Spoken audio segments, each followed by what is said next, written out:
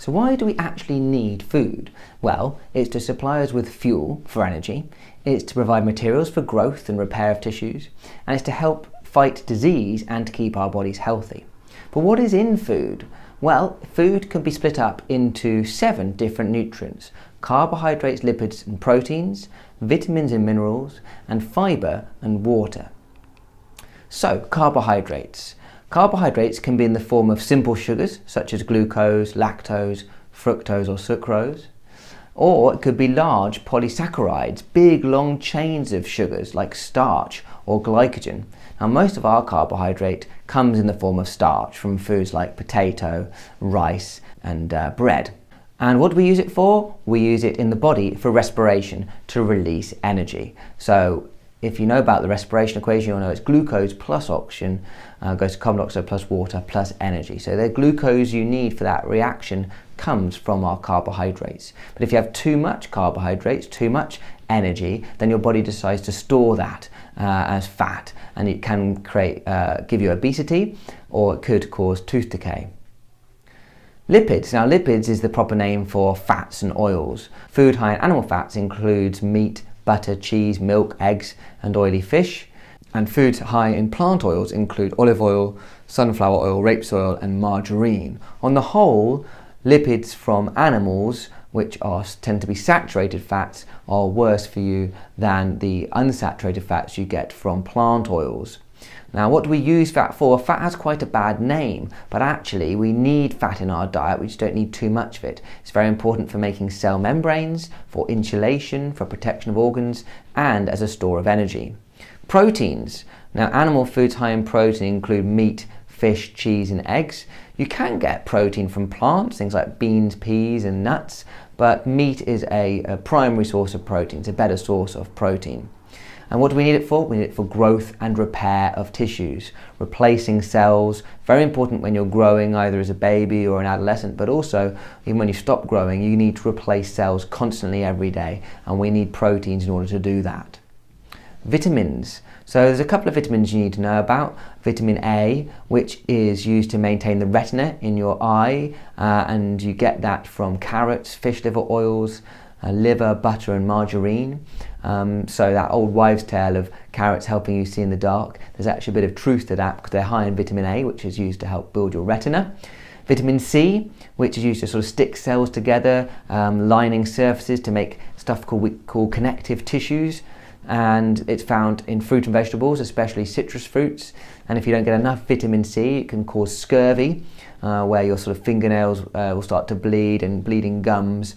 Very famously, pirates always got scurvy because if you went on long voyages, you could never take any fresh fruit and veg with you, even though you could take animals to slaughter and carbohydrates, you couldn't get vitamin C. And lastly, vitamin D, which helps bones absorb calcium. And you get that from things like fish liver oils again, and also from dairy products. But it's also made in your skin when you're exposed to sunlight. What about minerals? So there's 2 major minerals really that you need to know about, but a lot of these minerals are the same elements you would find on a periodic table. We're going to look at calcium, which is used for making teeth and bones, very high in dairy products and fish and bread and some vegetables. And if you don't get enough calcium, then your bones won't develop properly and you can have a disease called rickets. And iron, which is used to make hemoglobin in your red blood cells so that they can carry oxygen. So it's very important. And you get that from things like red meat, liver, eggs, and some vegetables like spinach. If you don't get enough iron, you can end up with a disease called anemia. A lot of people don't think water is a nutrient, but it is, and it's included in these 7 nutrients, and it's very, very important. Well, we need it obviously to stay hydrated. What that means really is to make sure that osmosis works properly between our cells and our blood and our tissue fluid. We don't want our cells to shrivel up because they don't get enough water, but equally we don't want our blood pressure to get too high if we have too much. So it's very important that water levels are maintained. Also, because it's our blood plasma, a lot of reactions take place there, and we use it to transport stuff around our body. So it's very, very important. You need to drink about between 1.5 and 2 litres of water a day. The last nutrient you need to know about is fibre. Now, dietary fibre isn't actually something that you digest and absorb, but it's very, very important for maintaining what we call digestive transit. Your food needs to pass through the digestive system from your mouth to your anus, and along that, to help it sort of along that journey, we need the fibre. Now you get it from mostly cellulose that's found in plant cell walls that we eat. So fruit and vegetables are very good sources of fibre, and like I said, it gives your gut something to push against so that it moves the food through the digestive system.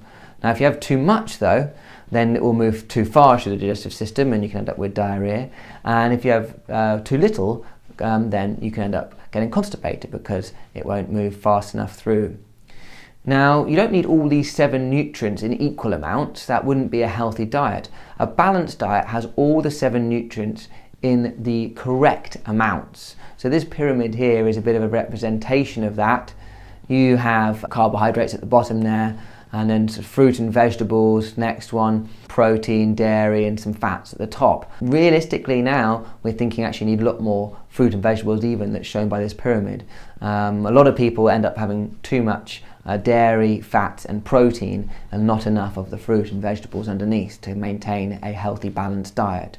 But not everybody's diet is the same. Different people who have different jobs or different ages will potentially need different diets because they have different energy requirements. The larger the average body mass, the more energy is actually required. A 2-year-old child only needs about 5,000 kilojoules a day, whereas a 15-year-old boy needs about 12,000 kilojoules a day. So people have different requirements. If you're an athlete, you're going to need to eat more food, more calories to get more energy. If you're pregnant, you're going to need to eat more as well, not only because you're trying to feed a growing baby, but because you are physically heavier and it takes more energy to move around on a daily basis. So you're going to use up more energy. A manual worker is going to need more energy per day than an office worker. So it's important to eat the diet that is right for your lifestyle.